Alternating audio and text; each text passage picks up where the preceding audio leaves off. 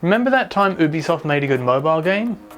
Yeah, me neither. Assassin's Creed is coming to a mobile phone near you. And other tablets, screens, small portable devices, that sort of thing. Assassin's Creed Codename Jade, yeah, apparently that's a thing now, will be released on mobile devices at some point in the future via Netflix. Hold up, Ubisoft isn't making us download and play games through Ubisoft Connect on mobile?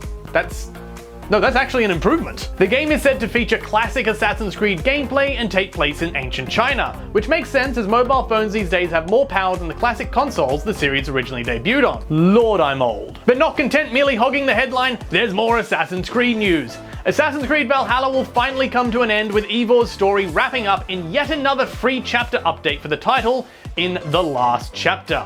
Assassin's Creed Valhalla is still going 2 years after its launch. You can see my review of the game, by the way, over on my channel, link in description, and yes, that's a plug. Whilst the game has had issues over its run, it's been nothing short of fantastic to see a company continue to expand and support a single-player offline game with free patches, updates, quests over the course of the game's lifetime. And for all the criticism I may give Ubisoft, I will always take my proverbial hat off to that.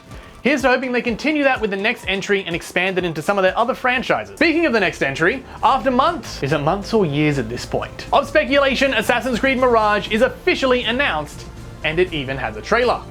Following in the footsteps of Assassin's Creed 3 and Black Flag, the latest entry is set as a prequel to its predecessor and will follow Basim, a fan favourite from Valhalla.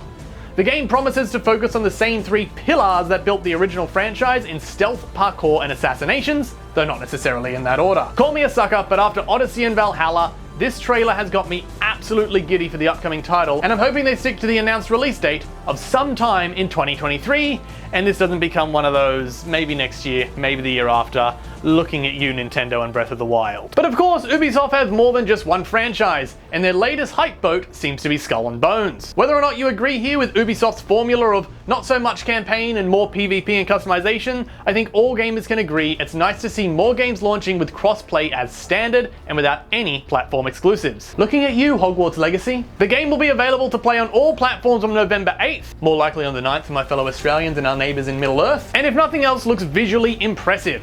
So, will you be sailing the 7 seas and joining your fellow pirates at launch? Or has the game's build-up failed to rope you in? I'd love to hear your thoughts down in the comments. And I'd love to tell you more about all of Ubisoft's recent announcements, but we're running a little out of time, so here's a quick roundup of what we've left out. Mario plus Rabbids Spark of Hope is getting a DLC starring Rayman. Trackmania is headed to consoles with cross-platform support, another win in my books. Just Dance 2023 will actually arrive in 2022, just in time for it to be included as a Christmas present, or more likely for us gamers to wait for those sweet Boxing Day sales to actually pick it up. Rainbow Six Mobile will go into a closed beta for Google users starting, actually right about now. I mean, not now as in time of filming, but as of time of publication of this video, it should be live maybe in about an hour or so from once this video's up, so head over to their website to check it out if that's something you're interested in. The Division is also going to be getting a mobile spin-off, while Season 10 of The Division 2 will launch tomorrow and The Division Heartland will be released soon. It will also undergo another round of testing that fans will be able to sign up for, although when that beta is and whether it will be closed or open is yet to be confirmed. What is confirmed is this week's free games.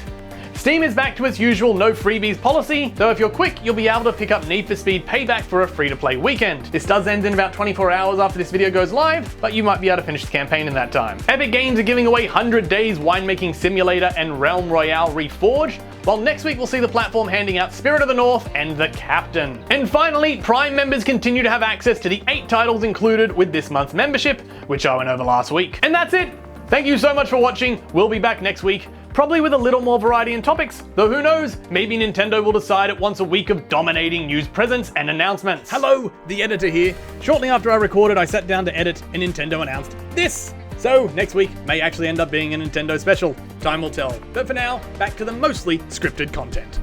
There are also some non-Ubisoft stories this week, and you can catch up on all of those over on YouTube Shorts or on my other social media sites throughout the week, links in the description. Be sure to subscribe if that's the kind of thing you want in your feed, and I'll see you next week.